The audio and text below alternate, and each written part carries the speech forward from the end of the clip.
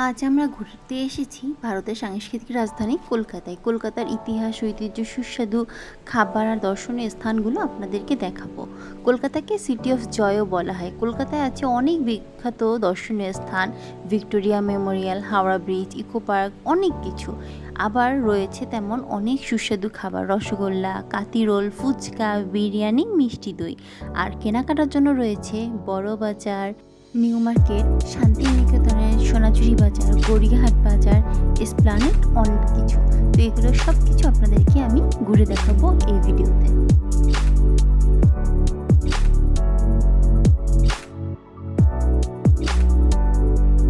আসসালামু আলাইকুম সবাইকে। কলকাতা ঘুরে দেখবার জন্য সবার প্রথমে আমাদেরকে ইমিগ্রেশন পার করতে হবে।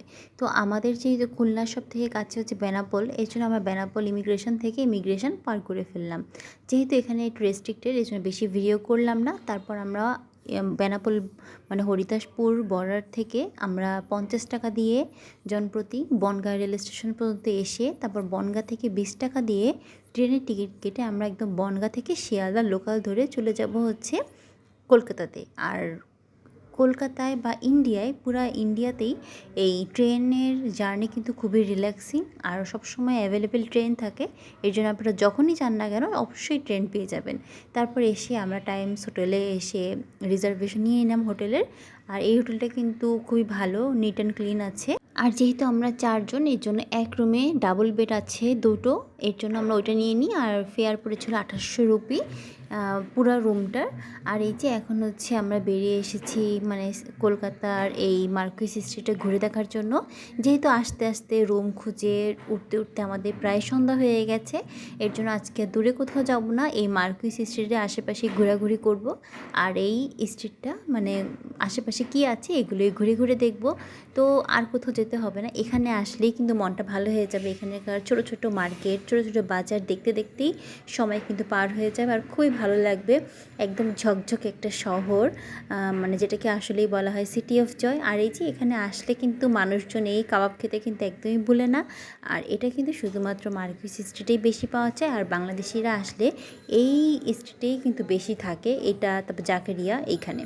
পরের দিন একদম ভোর ভোর হাওড়ায় স্টেশনে আমরা চলে আসি। আমাদের 6টা 5-এ হচ্ছে বোলপুর শান্তিনিকেতনের জন্য আমাদের ট্রেন ছিল। তো আমাদের প্ল্যানই ছিল যে পরদিন আমরা হচ্ছে শান্তিপুর যাব, সেখান থেকে সোনাঝুরি বাজার যাব। এই যে আমরা কিন্তু পৌঁছেও গেছি।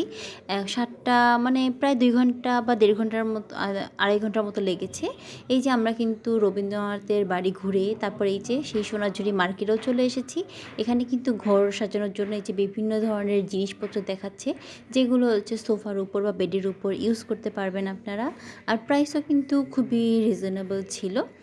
আর হচ্ছে মানে কি বলবো, আর এই যে এখানে যে কুর্তি, যেই পায়জামা, এই যে স্কার্টগুলো দেখতে পাচ্ছেন, এগুলো কিন্তু খুবই কম প্রাইসে ছিল আর খুবই সুন্দর সুন্দর। মানে যেহেতু এটা মানে আমরা কবি এখানে এসেছি, এই জন্য সব কিছু কিন্তু একটু কবি কবি ভাব আছে, আপনারা দেখতেই বুঝতে পারছেন। আমি যদি বলি যে সবথেকে লো প্রাইসের জিনিস আপনারা 200 টাকার থেকে আপনারা পেয়ে যাবেন, 200 টাকার মধ্যে খুবই ভালো ভালো জিনিস পেয়ে যাবেন। তারপর এই যে পাশেই কিন্তু এখানে আমরাঙ্গা, পেয়ারা, শসা এগুলো মাখা বিক্রি করছিল। তো আমরা হচ্ছে একটা পেয়ারা মাখা নিয়ে নিই। তারপর এখানে কিন্তু পিঠাও ছিল, তো আমরা হচ্ছে একটু পাটিসাপটা পিঠাও নিয়ে নিই। আর এই যে এখন কিন্তু আমরা আবার বিকালে ট্রেন ধরে আবার হাওড়ায় চলে আসি। আর এই যে আজ আমরা এসেছি কলকাতার অন্যতম জনপ্রিয় দর্শনীয় স্থান ভিক্টোরিয়া মেমোরিয়ালে। এই স্মৃতিসৌধটি ব্রিটিশ সম্রাজ্ঞী রানী ভিক্টোরিয়ার স্মৃতিতে নির্মিত হয়।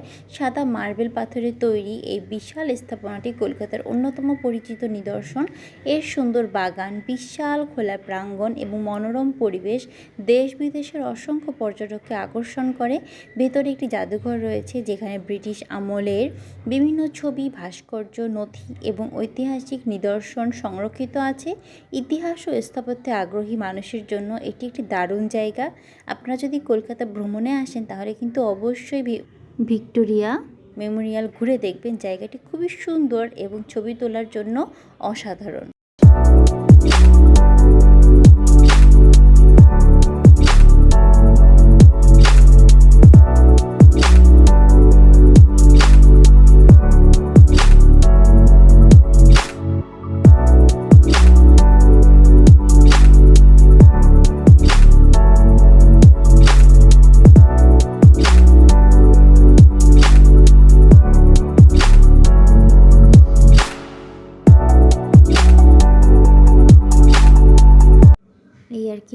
আর ওই যে উপরে এই গম্বুজটা দেখেন এতটা সুন্দর, মানে কি বলবো।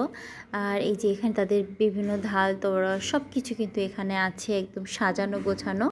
দূরে যেন কি একটা দেখতে পাচ্ছি, চলেন এটা একটু দেখি। এটা হচ্ছে মানে একটা ম্যাপ মতন, মানে কোথায় কি আছে আর কি, তারা কীভাবে কি করেছিল সেটা। একটা বড় কিন্তু একটা কামান আছে আগেকার সেই যুগের মতন আর কি। আবার এই যে এখানে বিভিন্ন ধরনের জিনিসপাতি খুবই সুন্দরভাবে সাজানো আছে। এই যে নিচ ফার্স্ট ফ্লোরটা কিন্তু আমাদের ঘোরা শেষ। এখন দেখেন আমরা যখন এখান থেকে দোতলায় যাচ্ছি, এত সুন্দর একটা ভিউ। আর দোতলায় কিন্তু অনেক বেশ মানুষ উঠছে, এর জন্য অনেকটা ভিড় কিন্তু এখানে আছে। এই যে এখানে প্রজেক্টরের মাধ্যমে মানে কি দেখানো হচ্ছে সেগুলো আর কি হাতে সময় নিয়ে আসলে আপনারা কিন্তু দাঁড়িয়ে দাঁড়িয়ে দেখতে পারেন। আর এখানে বিভিন্ন মনীষীদের বা বিভিন্ন মানুষের যারা গণ্যমান্য ব্যক্তি ছিলেন, বুদ্ধিজীবী, তাদের সমস্ত কিছু দেওয়া আছে। এখানে কিন্তু আমাদের বাংলাদেশেরও কিছু কিছু জায়গা আছে, চিটাগাং, মানে বিভিন্ন মানে দর্শনীয় ঠিক বলবো না, মানে যেগুলো হচ্ছে ঐতিহাসিকভাবে জড়িত সেগুলো আছে। তো যেহেতু আমি আগেই বলেছি, যেহেতু আগে হচ্ছে পুরাটাই ভারতবর্ষ ছিল, মানে পুরাটাই মানে একসাথেই ছিল, এর জন্য কিন্তু এখন হয়তো আমাদের চিটাগাং হয়েছে বা খুলনা হয়েছে বা রংপুর হয়েছে, কিন্তু তখন কিন্তু একই ছিল সব কিছু। আর এই যে উপর থেকে দেখেন গার্ডেনটা কিন্তু খুবই সুন্দর লাগছে।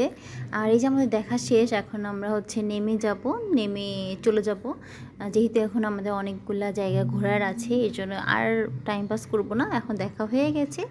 আর এই যে দেখেন মানে বাইরেটাও কিন্তু অনেক সুন্দর, আর কত বড় এরিয়া নিয়ে যে আসলে মানে এইটা ঘুরতেই আর কি, যদি টাইম নিয়ে আসেন এটা ঘুরতেই আর কি একদিন লাগবে। এই যে ভিক্টোরিয়া থেকে আমরা কিন্তু সরাসরি চলে আসি বড়বাজারে। তো সবসময় শুনেছি বড়বাজারে নাকি কম দামে অনেক ভালো ভালো জিনিস পাওয়া যায়, তো সেগুলোই দেখার জন্য বড়বাজারে চলে এসেছি। আর বিভিন্ন জিনিস দেখলামও, আবার কিছু কেনাকাটাও করলাম। তো এখানে নাই এমন কিছু আসলে নাই, মানে নাই যে তা না, আর খুবই কম মানে প্রাইসে আপনারা এখান থেকে পেয়ে যাবেন। যারা কেনাকাটা করতে চান তারা কিন্তু বড়বাজারে আসতে পারেন, তবে কসমেটিক্স থেকে একটু বেঁচে, কারণ কসমেটিক্স অনেক সময় ডুপ্লিকেট হতে পারে, এর জন্য কসমেটিক্সের কথা আমি বলতে পারি না। বাট জামা কাপড়, জুয়েলারি এখানে কিন্তু আসলে কম প্রাইসেই পাওয়া যায়। এই যে এখন চলে এসেছি আমরা এসপ্ল্যানেডে কিন্তু অনেক মার্কেট আছে, মানে এসপ্ল্যানেডের পাশেই। আর এখান থেকে আমরা চলে যাব হচ্ছে বিখ্যাত কলকাতা নিউ মার্কেট, যেখানে পাওয়া যায় না এমন আসলে কিছুই নাই। তবে বড়বাজার আর নিউ মার্কেট প্রাইস সেমই, তবে এখান থেকে নিউ মার্কেটে মানে বড়বাজারে আরেকটু প্রাইস কম। তবে নিউ মার্কেটের ড্রেস সব কিছুর কালেকশনও কিন্তু অনেক ভালো আছে, মানে রাস্তার উপরে এত সুন্দর সুন্দর ড্রেস আপনারা পেয়ে যাবেন, সেটা আসলে বলার বাইরে, যেগুলো আসলে আমরা আমাদের দেশে যে কোনো মানে শপিং মল থেকে কিনে থাকি। তবে একটু দামাদামি করবেন, এর জন্য মানে দামাদামি যদি করে কিনতে পারেন তাহলে কম প্রাইসে পেয়ে যাবেন। আশা করি কলকাতা ভ্রমণের এই ভিডিওটি আপনাদের ভালো লেগেছে। ভালো লাগলে ভিডিওটি লাইক, কমেন্ট ও শেয়ার করবেন। আর এমন আরও ভ্রমণ ভিডিও দেখতে চাইলে আমার চ্যানেলটি সাবস্ক্রাইব করতে কিন্তু ভুলবেন না। সবাইকে আল্লাহ হাফেজ, এবং ভিডিওটি দেখার জন্য সবাইকে অনেক অনেক ধন্যবাদ।